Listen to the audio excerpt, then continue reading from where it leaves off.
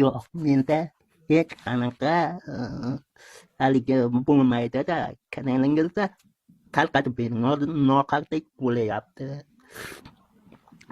Qilmagani uchun qildik deb Surxondaryo Oltinsoy hokim yordamchisi Surxondaryo viloyat hokimi va mutasaddi tashkilot ishlamayapti. Shuni kanalingiz yozib bering. Men murojaat qilmagan joyim qilmasda prezident qarori bajarmayapti.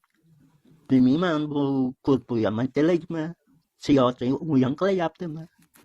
Nogironlarni ish bilan ta'minlanglar, ular qo'shilsin deyapti. Endi bu ishlab bo'lmayapti. Masalan, ishga olmagan, ishga oldim deb yozib, o'zicha qaror chiqarib yuboryapti. Menga yordam bering, menga qaror kerak. Birinchi guruh nogironaman. Surxondaryo viloyati Oltinsoy rayoni nima qilasizmi? Edalar meni omonatda ko'rmaydi.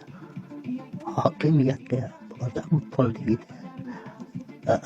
Uy beringlar, ish beringlar desam, Oltinsoy rayonidaman. G'arib qurbon, birinchi guruh nogironi. Men yurolmayman. Shuning uchun menga qarovchi kerak.